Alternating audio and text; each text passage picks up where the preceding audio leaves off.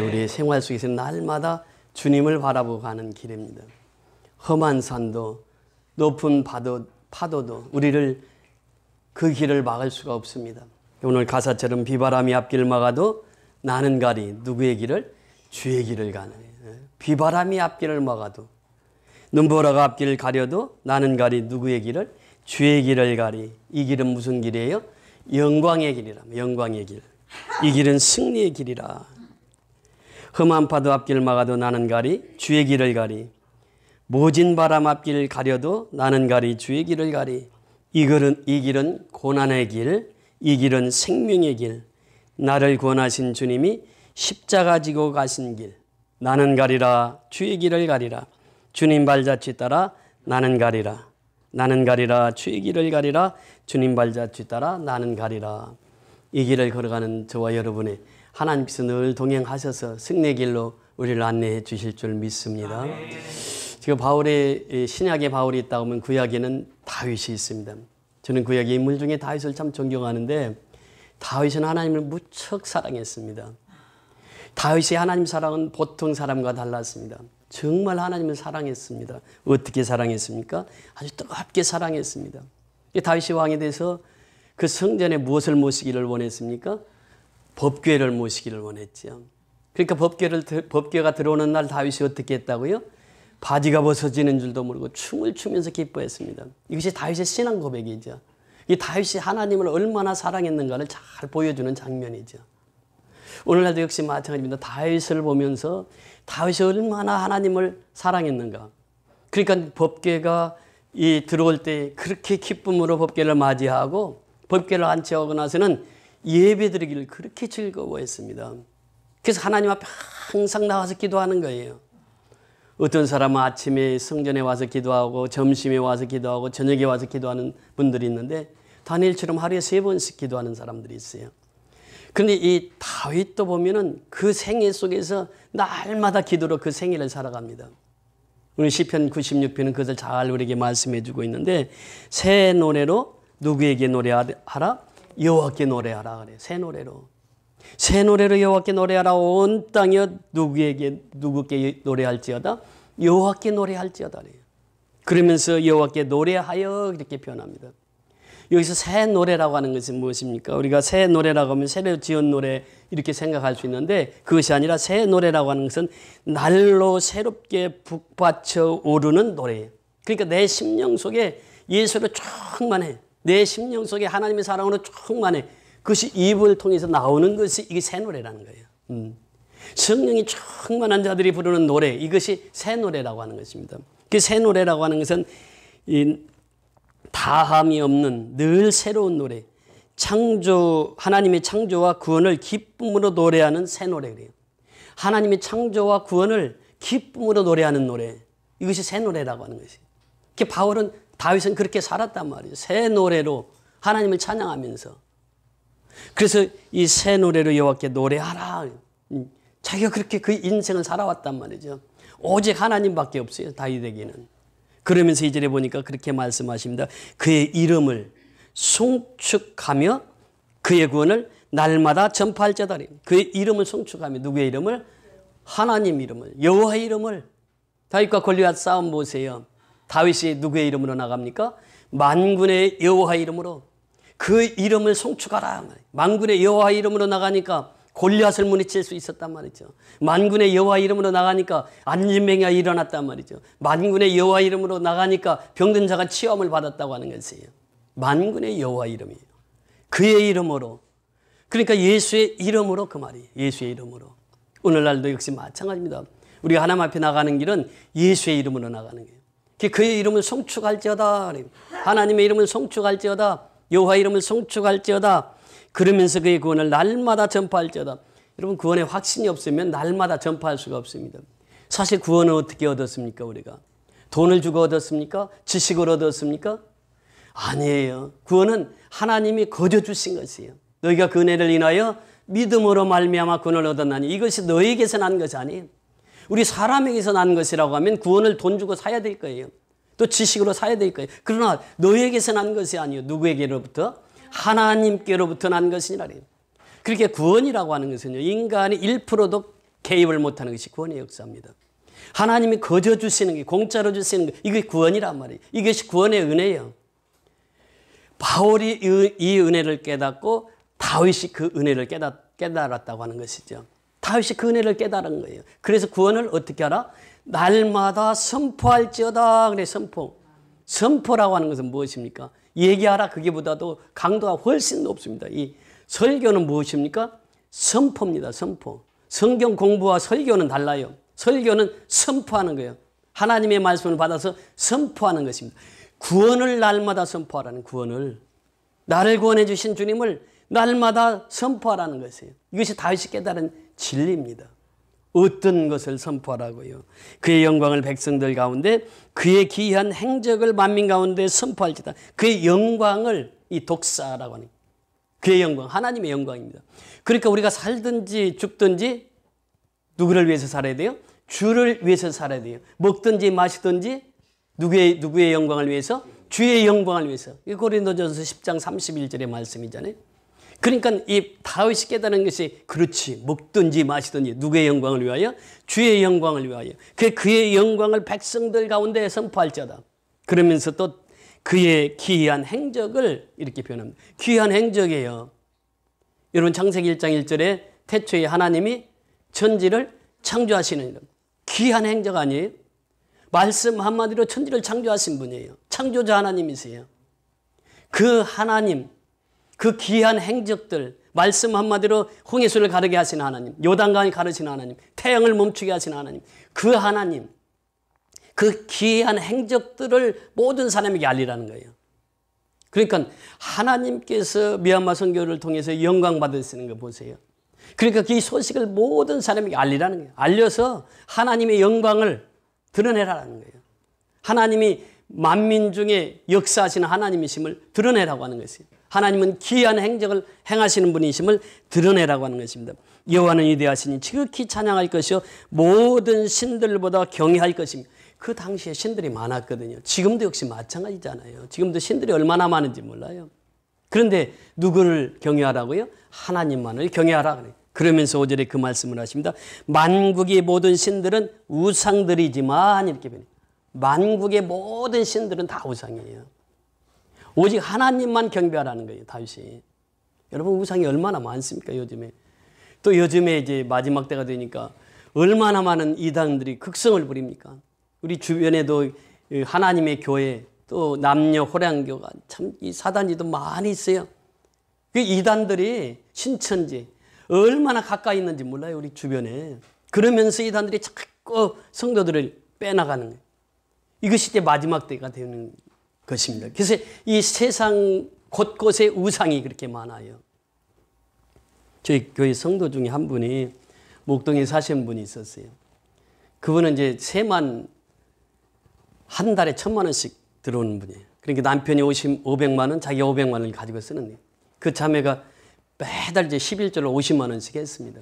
어느 날 신방을 놔달라고 그러는 거예요. 그 신방에 갔는데 우리 어머니에게 신방을 한번 같이 가자는 거예요. 어머니 좀 구원시키자고. 가자고. 그랬더니 그 어머니가 사는 곳은 이제 목동 아파트가 아니고 다른 지역이었습니다. 그 지역에 갔는데 가서 이제 예배를 드리고 나니까 방으로 저를 안내해요. 거기 가보니까 촛불이 딱 켜져 있어요. 2개가. 켜져 있고 거기 뭐 사과, 배, 아주 제사상이 딱 있어 앞에. 그리고 여름에 또 귀신이 오시면 덥다고 선풍기를 딱 틀어놨더라고. 그래가지고 선풍기 틀어놨지 그냥 그러면서 거기 이제 그 예수를 믿고 자기가 이제 하나님 앞에 나가야 되겠는데 내 손으로 이것을 못 하겠다는 거예요. 목사님 오셨으니까 이거 다 치워달라고 그러는 거예요. 그래서 제가 거기 다 신상을 다 정리하고 그리고 교회를 나온 적이 있는데 우상이 얼마나 많은지 몰라요, 요즘에. 그러니까 이 우상 앞에 절하지 말고 누구만 경배하라고요? 하나님께만 경배하라고. 누가 깨달은 거예요? 다윗이 깨달은 거예요, 다윗이. 그러니까 다윗이 하나님의 사랑은요, 그 하나님의 사랑에서 그 하나님께만 그 경배하라. 그러면서 존귀와 위엄이 그의 앞에 있으며 능력과 아름다움이 그의 성소에 있도다 그래요. 그 성소에 있도다. 능력과 아름다움이 어디에 있다고요? 성소에 있다. 교회에 있단 말이죠. 교회를 통해서 하나님은 그렇게 역사를 이루시는 분이에요. 그 만국의 족속들아 영광과 권능을 여호와께 돌릴지어다. 여호와께 돌릴지어다. 그래서 우리가 하나님께 영광을 돌리는 것입니다. 그 하나님께 영광을 돌리고 또 영광을 돌리는 것이에요. 이것이 다윗의 신앙이었어요. 그 다윗이 하나님의 사랑을 그렇게 뜨겁게 체험했던 사람입니다. 사도 바울도 역시 마찬가지죠. 다윗이 하나님을 사랑했다면 사도 바울도 그에 못지않게 하나님을 사랑했어요. 하나님이 우리에게 말씀하십니다. 하나님의 세상을 이처럼 사랑하사 누구를 주셨어요? 독생자를 주셨으니 이는 저를 믿는 자마다 멸망치 않고 영생을 얻게 하려 하십니다. 사도 바울 보세요. 그의 선교 여행을 보세요. 1차, 2차, 3차. 3차 선교 여행을 보고하러 예루살렘에 갑니다. 3차 선교 여행을 보고합니다. 모든 사람들이 아멘 아멘 할렐루야 할렐루야 하고 하나님께 영광을 돌렸어요. 그런데 문제는 바울에 대한 오해였습니다. 아니 바울은 유대인들을 무시하고 율법을 무시하고 또 성전을 회방한다. 성전 회방죄가 있다. 그러면서 바울을 이제 그들은 오해를 했던 것이죠. 그래서 그 오해를 풀기 위해서 야고보 사도가 얘기를 합니다. 정결례를 드리다가 마치지 못한 4사람이 있는데 이 사람들 좀 정결례비를 협조해달라고. 그러니까 정결례를 드리는데 양이 3마리가 들어가야 돼요. 보통 이게 가격이 아니란 말이죠. 그 4사람 정결례를 다 하고 당신도 이방에 가서 선교하고 왔으니까 당신도 정결례를 하라고. 그래서 정결례를 일주일 동안 합니다. 그러니까 예루살렘 성도는 어느 정도 이제 그 오해가 좀 풀리고 그랬는데 문제는 저 아시아에서 온 유대인들이에요. 에베소에서 수백 킬로 날라와 가지고 이들이 성전에서 바울이 있는 것을 보자마자 바울 죽여야 된다고 이러는 거예요. 그러니까 바울은 가는 곳마다 이렇게 핍박을 받았습니다. 그 에베소에서 온 유대인들이 주동이 돼가지고 바울을 없이하소서 어떻게 하자고요? 죽입시다 그러는 거예요. 이게 소란이 일어나는 거예요. 그러니까 성전 밖으로 끌고 나가는 거예요. 이 구약에 보면요, 성소에 있을 때 속죄소에 가서 지성소에 가서 그 뿔을 딱 제단 뿔을 잡으면 어떻게 해요? 살인자도 죽일 수가 없습니다. 이 살인자가 성소에 들어가서 제단 뿔을 딱 잡는 순간 누구도 손 못 대. 이건. 그 바울이 다급하면 그에 가서 잡을지 모르니까 성전 밖으로 내치자. 그리고 이 성소 안에 사람을 어떻게 죽일 수 있느냐? 내치자. 바울을 끌어내고 바로 성전문을 닫습니다. 무슨 말이에요? 바울 들어오지 말라는 거예요. 이제 성전 밖에서 죽이자는 거예요. 이게. 그리고 이제 얼마나 바울이 맞았던지 그 소식을 듣고 안토니우스라고는 그 망대가 있었는데 안토니아 요새입니다. 이 천부장이 사는 곳이에요. 천부장이 있는 거기는 요새라 거기서 다 보면 성전에서 무슨 일이 일어나는 거 백성들이 뭐 어떻게 하는 거 다 보고 있어요. 소동이 일어났거든. 이 천부장이 급히 백부장 둘을 데리고 군사 한 200명을 탁 데리고 간 거예요. 가니까 군사들이 가고 천부장이 나타나니까 이제 그 바울을 죽이려고 하다가 멈칫한 거죠. 그때 이제 천부장이 이게 무슨 일이냐? 그때 이 사람은 이 말하고 저 사람은 저 말하고 하니까 무슨 얘기인지 알아들을 수가 없어. 그래서 일단은 이 사람이 범죄자니까 체포를 해라. 쇠사슬로 묶어라. 다 묶었어요. 묶고 이제는 들것에 들려가지고 지금 안토니아 요새로 갑니다. 군 부대로 가는 게 지금 천부장이 있는 그곳으로 가는 거예요. 이 가는 중에 이제 그 오늘 본문이 등장하는데요. 오늘 본문에 보세요. 오늘 본문에 보시면 37절 우리 다 같이 읽습니다. 37절 시작. 바울이 데리고 영내로 들어가려 할 그때에 바울이 천부장에 이르되 내가 당신에게 말할 수 있느냐? 이르되 내가 헬라 말을 아느냐? 헬라 말을 아느냐? 바울을 데리고 영내로 들어갑니다. 지금 안토니아 요새로 들어가는 게. 그 길에 그때에 바울이 천부장에게 이르되 그래. 바울이 천부장에게 얘기하는 거예요. 지금 아마 누워서 군인들에게 들것에 들려서 누워서 얘기했을 거예요. 그때에 바울이 천부장에게 이르되 내가 당신에게 말할 수 있느냐? 이르되 내가 헬라 말을 아느냐? 그래. 헬라 말. 헬라 말은요 지식층들이 알았거든 그 당시에. 지금으로 말하면 영어예요. 영어를 네가 아느냐 말이에요. 네가 어떻게 그 영어를 잘해? 헬라어를 어떻게 그렇게 잘해? 사실 그때 당시의 공통어는 히브리어였습니다. 아람어였어요. 히브리어하고 아람어는 이웃 사촌가 아니라 히브리어하고 아람어는 비슷한 언어입니다. 그러니까 보통 언어는 아람어로 행했어요. 근데 헬라 말을 아는 사람들은 그렇게 많지 않았어요. 근데 헬라 말로 얘기를 하는 거예요. 내가 당신에게 말할 수 있느냐? 그게 천부장이 가만히 보니까 이 죄수가 이게 보통 죄수가 아니라 헬라 말을 아는 거야. 그래서 38절에 보면 그렇게 천부장이 얘기합니다. 38절 다 같이 읽습니다. 시작. 그러면 내가 이전에 소요를 일으켜 자객 4,000명을 거느리고 광야로 가던 애굽인이 아니냐. 여기 이 요세푸스라고 하는 이 역사학자가 있습니다. 이 초대교회 역사를 제일 잘 정리하고 있는 분이 요세푸스예요. 요세푸스에 의하면 그 당시 애굽인인 한 사람이 나타나가지고 3만 명을 거느렸다는 거예요. 3만 명을.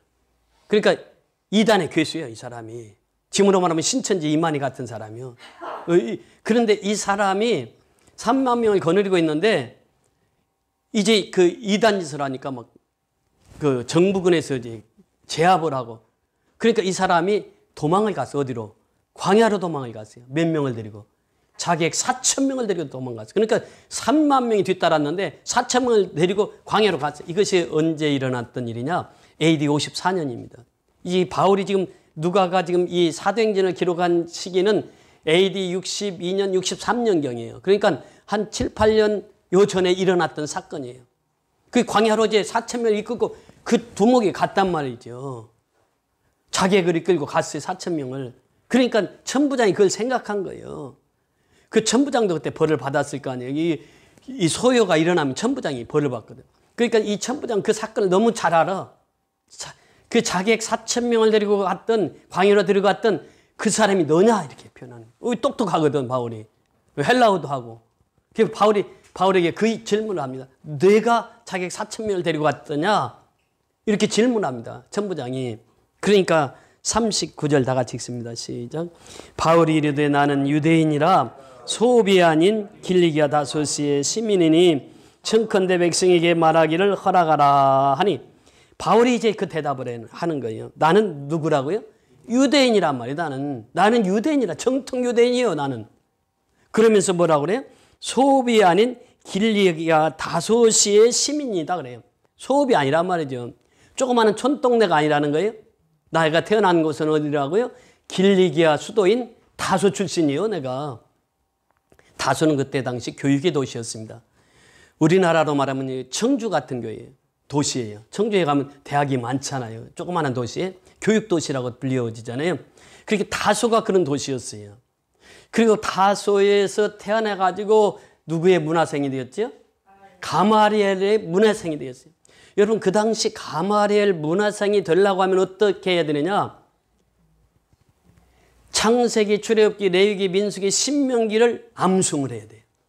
가마리엘 문화생. 그러니까 보통 사람이 들어갈 수 있는 곳이 아니란 말이에요. 이건. 이게 다소가 거기를 가마리엘 문화생으로 들어간 거예요. 이게. 그러면서 지금으로 말하면 서울대 출신이란 말이죠. 그러니까 학문이 출중했어요. 누구보다도. 그래서 내가 소비 아닌 길리기아의 그 수도인 다소 출신이요 내가. 그러면서 자기 자신을 소개합니다. 청컨대 백성에게 말하기를 허락하라 하니 백성에게 말하기를 허락하라는 거예요. 생각해 보세요. 지금 다윗의 하나님의 사랑은 오직 하나님이요. 오직 하나님 사랑이요. 다른 게 없습니다. 오직 하나님 사랑이요. 바울의 하나님의 사랑도 역시 마찬가지입니다. 오직 하나님, 오직 예수님밖에 없어요. 다윗은, 바울은. 그 바울이 얘기하는 거예요. 지금 자기를 이제 돌로 쳐서 거의 죽게 만드는 그들에게, 그 동족들에게 내가 말하기를 허락해달라고 천부장한테 요청한 거예요. 그러니까 바울은 지금 죽어가면서도 누구의 사랑을 전하기를 원해요? 예수의 사랑을 전하기를 원하는 거예요. 그러니까 그 심령 속에 예수의 사랑이 충만했다 그 말이에요. 성령이 충만했다 그 말이에요.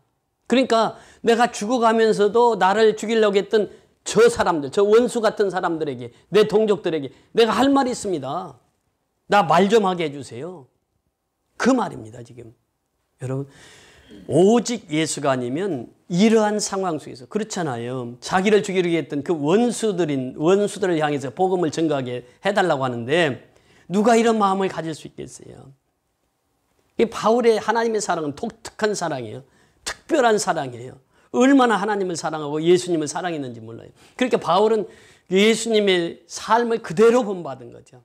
그래서 고린도전서 11장 1절에 보면 너희는 누구를 본받으라? 나를 본받으라고 하는 거예요. 그게 무슨 말입니까? 바울을 본받으라? 그게 아니라 바울이 예수를 본받은 것처럼 너희는 나를 본받으라고 하는 거예요. 그렇게 예수를 사랑했단 말이죠.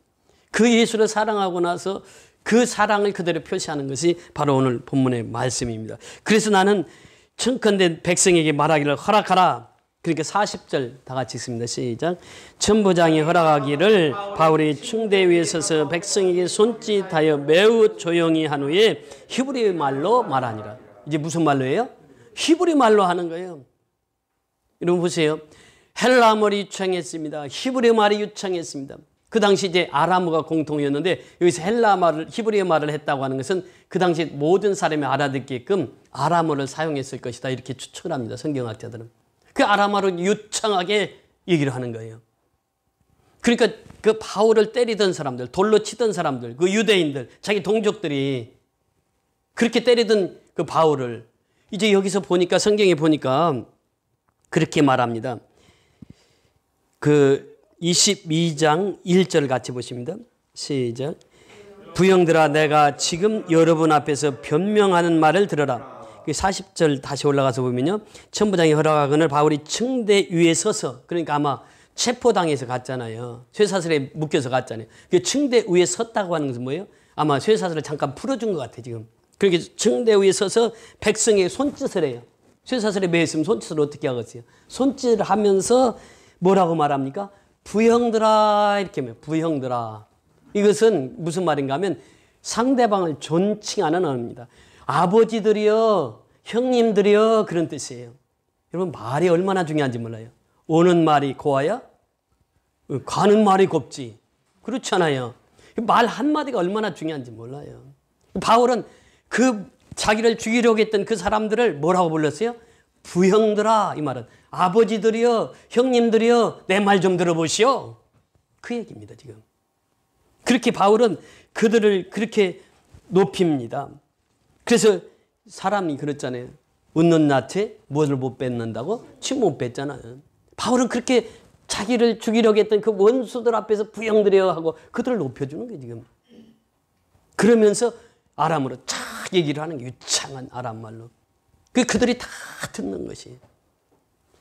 여러분 여기서 바울의 상황을 보면서 무엇을 깨닫게 됩니까? 바울은 그의 생애 속에서 오직 예수밖에 없어요.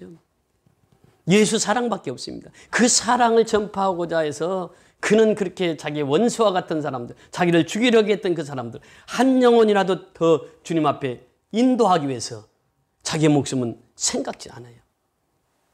그러면서 그 사명을 감당합니다. 그래서 바울이 사도행전 20장 24절을 통해서 그 이미 선포를 했잖아요. 바울은 그렇게 고백합니다. 20장 24절에 그렇게 말씀하십니다. 내가 달려갈 길과 주 예수께 받은 사명, 그 사명을 감당하는 길에 있어서는 나는 죽음도 조금 더 부끄럽지 않다는 거예요. 죽어도 좋다는 것이에요. 곧 하나님의 은혜의 복음을 증언하는 일을 마치려 하면은 나의 생명조차 조금 더 귀한 것으로 여기지 아니하노라 그래요. 이 바울의 신앙 고백입니다. 한 군데 더 보십니다. 에베소서 3장 7절에서 9절까지 한번 보십니다. 에베소서 3장 7절에서 9절. 바울이 어떤 신앙 고백을 하고 있는지. 3장 7절에서 9절까지.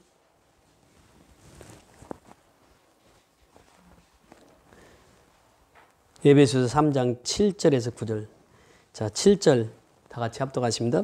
이 복음을 위하여 그의 능력이 역사하시는 대로 내게 주신 하나님의 은혜의 선물을 따라 내가 일꾼이 되었노라. 내가 일꾼이 된 게 누구의 선물을 따라? 은혜의 선물을 따라. 내가 하나님의 일꾼 된 것은 누구의 선물이에요? 은혜의 선물이네. 하나님께서 나를 일꾼 삼으신 것은 은혜의 선물로 나를 하나님의 일꾼 삼으셨다. 그러면서 8절 다 같이 읽습니다. 시작. 모든 성도 중에 지극히 작은 자보다 더 작은 나에게 이 은혜를 주신 것은 측량할 수 없는 그리스도의 풍성함을 누구에게? 이방인에게 전하게 하시고. 바울을 부를 때에 다메섹상에서 부를 때 무슨 사도로 불렀다고요? 이방인의 사도로 불렀습니다. 그래서 그는 모든 성도 중에 지극히 작은 자보다 더 작은 나에게 자신을 그렇게 표현해요. 은혜 받으면 그렇습니다. 나는 성도보다도 더 작은 성도 이렇게 표현하는 게 바울이 자신을 그렇게 표현했을 뿐만 아니라 그렇게 살았습니다.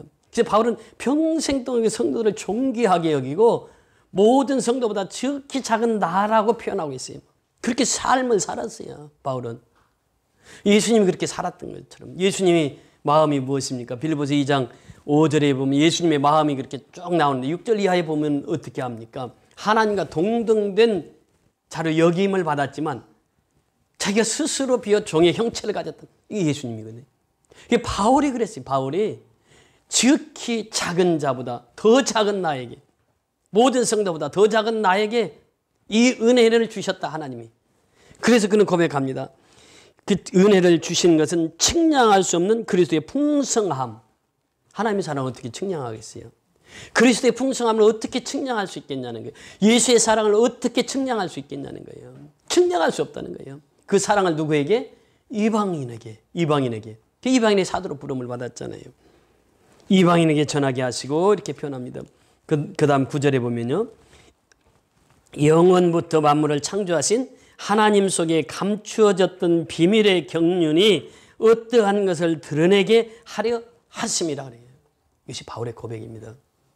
바울은 영원부터 만물을 창조하신 하나님 속에 감추어져 있던 비밀의 경륜. 그게 무엇입니까? 그분이 바로 예수라. 예수. 예수는 영원전부터 비밀로 감추어져 있던 그 비밀의 경륜이 확 펴져 있는데 누구를 통해서? 예수를 통해서 그랬다. 예수를 통해서. 이것이 바로 바울이 깨달은 복음입니다. 그러니까 바울이 예수를 만나고 나서는 자기 생명을 조금도 두려워하지 않아요. 누구만 증거되면 돼요?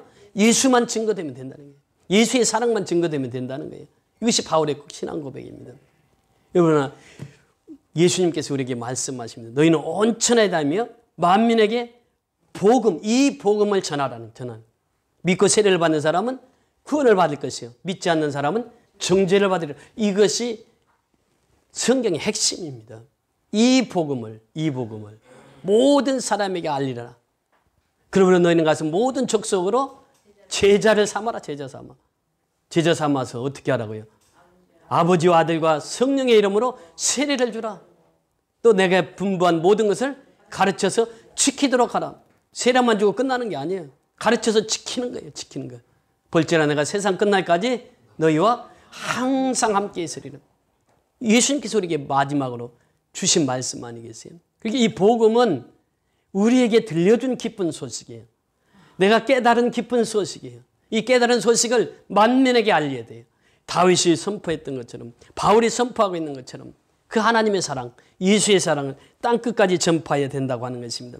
예수님 우리에게 말씀하십니다. 이것을 너희에게 이르는 것은 너희로 내 안에서 평안을 누리게 하고. 누구 안에서?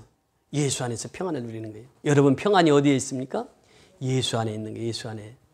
평안은 예수 안에 있는 거예요. 참된 평안은 예수 안에 있는 거예요.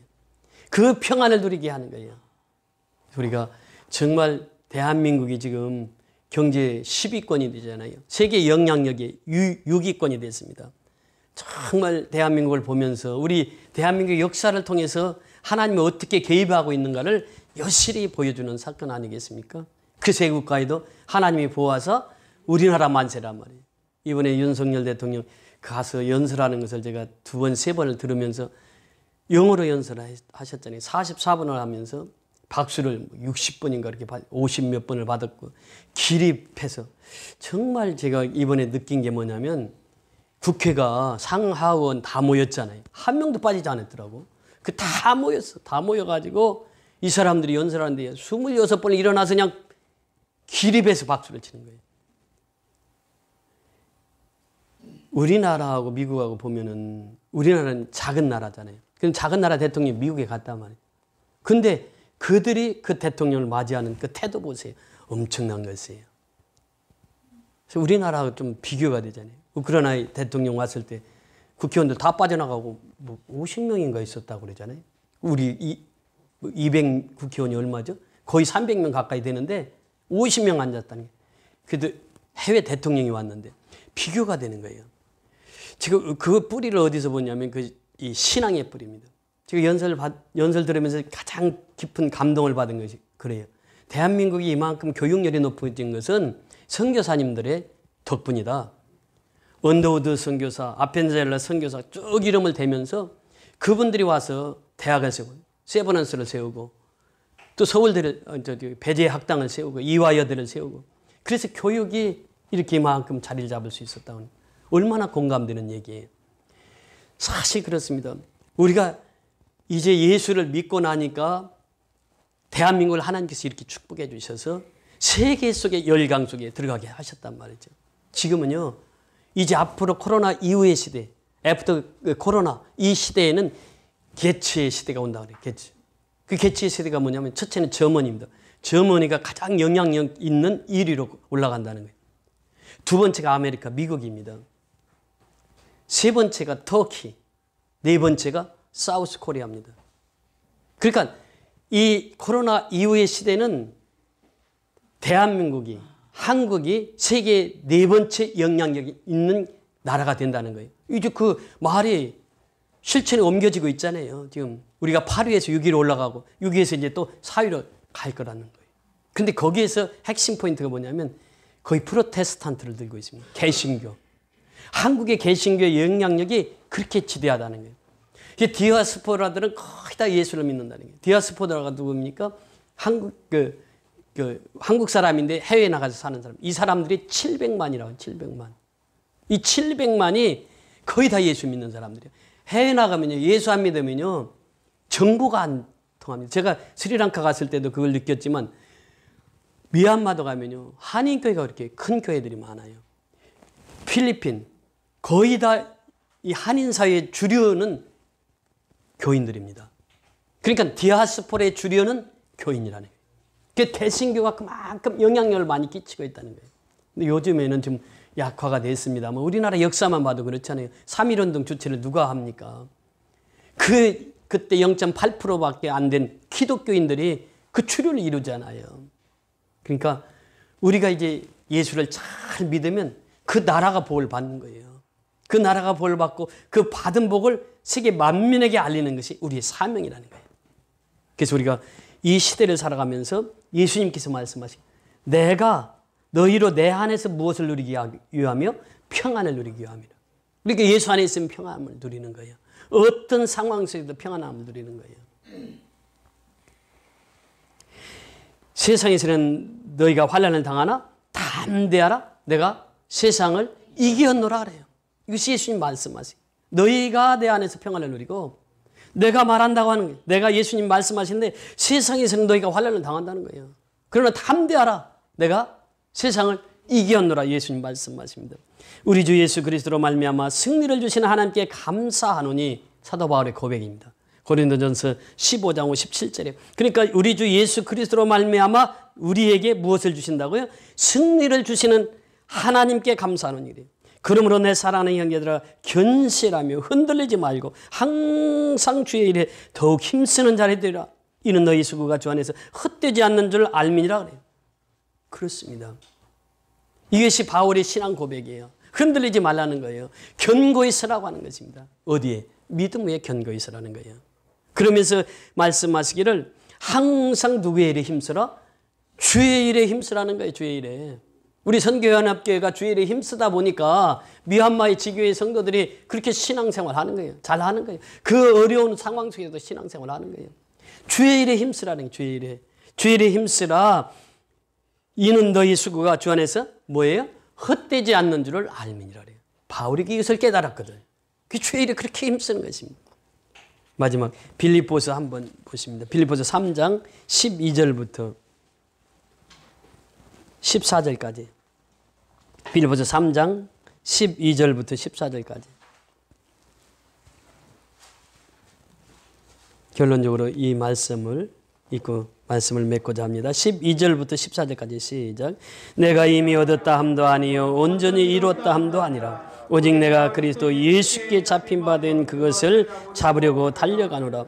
형제들아 나는 아직 내가 잡은 줄로 여기지 아니하고 오직 한 일 즉 뒤에 있는 것은 잊어버리고 앞에 있는 것을 잡으려고 표대를 향하여 그리스도 예수 안에서 하나님이 위에서 부르신 부름의 상을 위하여 달려가노라. 다윗의 신앙 고백입니다. 이 신앙 고백이 우리의 신앙 고백이 될 수 있기를 소원합니다. 표대를 향하여 그리스도 예수 안에서 하나님이 부르신 부름의 상을 위해서 달려가는 우리 선교연합교회 모든 성도들이 되시기를 주의 이름으로 축원을 드립니다. 할렐루야. 고맙고 감사하신 아버지 은혜를 감사를 드립니다. 오늘도 생명의 말씀을 받았습니다. 이 말씀을 받고 우리가 이제 바울처럼 다윗처럼 하나님을 사랑하며 살아가기